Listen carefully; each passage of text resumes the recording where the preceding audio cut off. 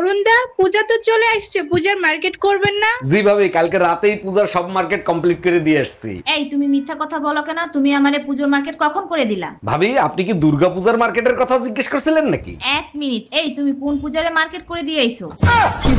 বলছি না পূজার মার্কেট করে দিতে পারবো না, ফালতু পয়সা আমার পকেটে নাই। চুপচাপ টাকা নিয়ে এসো, আমারে খেপায় না, ফল ভালো হবে না। এই তুমি ধুমকি কারে দিচ্ছ? তুমি জানো না আমি সিংহ, সিংহ কারো ধুমকির ভয় পায় না। তুমি হয়তো ভুলে গেছো, সিংহের ঘাড়ের ওপর দুর্গাই বসে থাকে।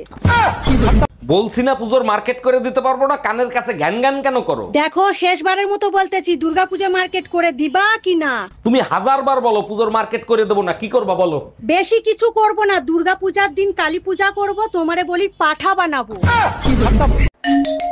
হ্যালো জামাই বাবাজি, পুজোর মার্কেট করতে যাচ্ছি, তোমার জন্য কি আনবো বলো? মা জননী, আমি আপনার কাছে যেটা চাইবো সেটা কি আপনি দিবেন? যদি দেন তাইলে চাইতে পারি। তুমি আমার একটা মাত্র জামাই, তুমি যা চাবা তাই দেব, বলো তুমি কি চাও? তাইলে আপনি এক কাজ করেন, আপনার একমাত্র মেয়েরে আপনি ফেরত নিয়ে নেন। আরে জামাই, পুজোয় তো তোমারে কিছু দেওয়ার কথা বলছি, নেওয়ার কথা তো বলি নাই।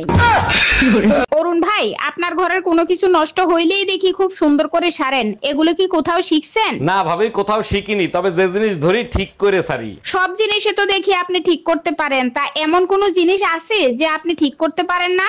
জি ভাবি, একটা জিনিসই আছে, 25 বছর ধরে চেষ্টা করতেছি, আজ পর্যন্ত ঠিক করতে পারিনি। এই তুই 25 বছর ধরে কি ঠিক করতে পারিস নাই? ঘরের বউ।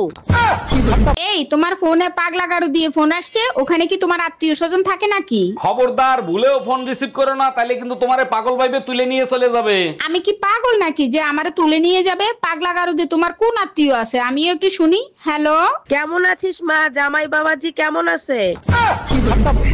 অরুণ ভাই, আমার বোন আসছে, দেখছেন কত সুন্দর? জি ভাবি দেখছি, আপনার বোন তো আপনার থেকেও সুন্দর। ভাবি, আপনার বোনের ফোন নাম্বারটা দেন না। দিতে পারি, আমার বোন তো ফোন রিচার্জ করে না, 3 মাসের রিচার্জ করে দেন। আরে ভাবি, আপনি শুধু নাম্বার দেন, আপনার বোনকে 9 মাসের রিসার্চ করে দেবো।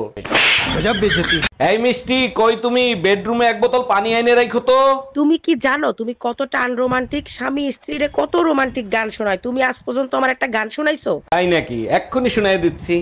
আহা মিষ্টি, কি যে মিষ্টি, এই সুন্দর ছোট সংসার, মায়া আছে জীবনে আপন হয়ে। সত্যি করে বল, এই মায়া কেডা? তোর মতো ছাত্রের সাথে আমি সংসার করব না, আমি গেলাম বাপের বাড়ি। এক বাপের বেটি হইলে আর জীবনে কোনোদিন এই বেরিয়ে আসবি না। তোর কপালে আর তোর সংসারের কপালে ঝাঁটার বাড়ি। আজকে আমি পূজার বোনাস পাইছি। এই শোনো, এবার পুজোয় কিন্তু আমার জামদানি শাড়ি কিনে দিবা। ঢাকের তালে কোমর দোলে। আজকে ভোর রাতে মহালয়া হয়েছে, তুমি দেখছো? হ্যাঁ দেখছি, ঠিক মতো বুঝতে পারি নাই, ঘুমের ঘরে ছিলাম তো। এখন কি তুমি পুজোর মার্কেট করতে যাবা না আমি মহালয়া করে দেখাবো?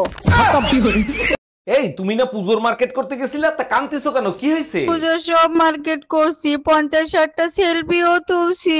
এটা তো খুব ভালো কাজ করছো, তা কাঁদতেছো কেন সেটা তো বলবা। সেলফি নিয়ে বাসায় গেছি, মার্কেটিং যা করছি আনতে ভুলে গেছি।